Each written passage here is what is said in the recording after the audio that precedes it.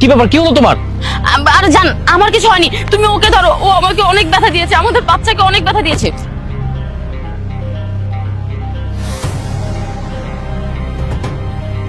আপনার মাথা ঠিক আছে? হ্যাঁ, আপনি তো আমার স্ত্রীর গায়ে লাগিয়ে দিয়েছেন। আপনি জানেন ওর পেটে বাচ্চা, বাচ্চাটা যদি ক্ষতি হয়ে যায়। ভাই আমি বিশ্বাস করেন দেখি নাই, দেখলে এমন কাজ করতাম না। আপনার বড় সামনে না, দেখেন ম্যাডামের কি হয়েছে, ধরেন ধরেন। জান, তুমি আমার চিন্তা করো না, তুমি ওকে ধরো। উফ, আমার পেটে প্রচুর ব্যথা করছে, আমাদের বাচ্চাটার কি ক্ষতিটা করে ফেললো, তুমি ওকে ছাড়বে না। আপনি কি নেশা পানি করে হাঁটতেছেন রাস্তা দিয়ে? হ্যাঁ, চোখে দেখতে পান না? চোখে কপালে নিয়ে হাঁটতেছেন আপনি? ভাই আমি তো নেশা করি না, আমাকে দেখে কি নেশা কর মনে হচ্ছে? দেখেন আমার সাথে পরে কথা বলতে পারবেন, আগে ম্যাডামকে দেখেন না, ম্যাডামকে ধরেন। এই যান, তো আপনি যান, এখান থেকে যান, যান।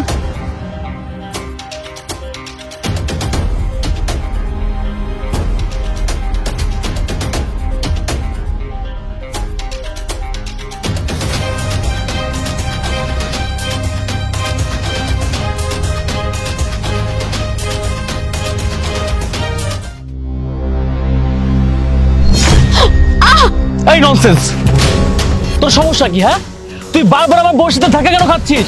বুঝতে পেরেছি, তুই আমার সন্তানের ক্ষতি করতে চাচ্ছিস, তাই না? না না ভাই বিশ্বাস করেন, আমি ম্যাডামকে দেখি নাই, আর এই আমি না দেখে ধাক্কা লেগে গেছে, সরি। একদম নাটক করবি না। আমি জানি তোকে কেউ হায়ার করছে আমার বাচ্চাটার ক্ষতি করার জন্য।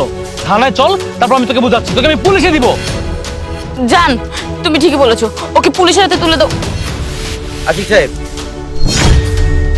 ওনাকে পুলিশে দেওয়ার আগে আমার কথাটা শুনুন। ডক্টর সাহেব, আপনি এখানে? হ্যাঁ, আমাকে দেখে অবাক হচ্ছেন?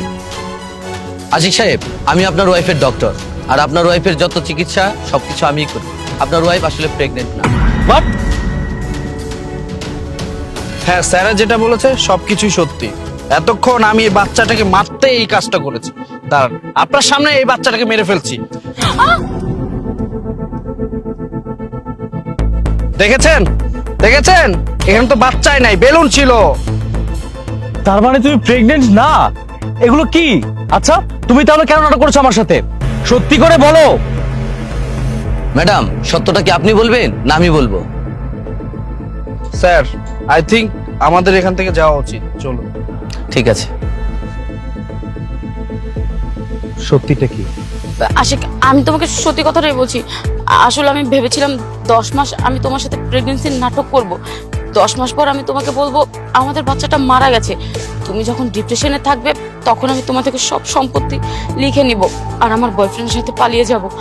এটাই আমার প্ল্যান ছিল। সম্পত্তি তোমার এত দরকার, তাই না?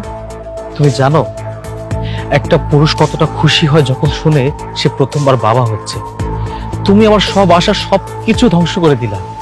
আমার কতটা আশা ছিল তোমাকে নিয়ে, আর তুমি টাকা পয়সা সম্পত্তির জন্য আমার ভিতরটাকে করে ফেলছো।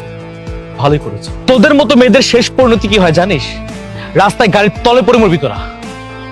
আশিক, আমার ভুল হয়ে গেছে, আমাকে এবার মতো ক্ষমা করে দাও। আচ্ছা, আর আমার খবরদার তুই আমার বাড়িতে আর কখনো আসবি না।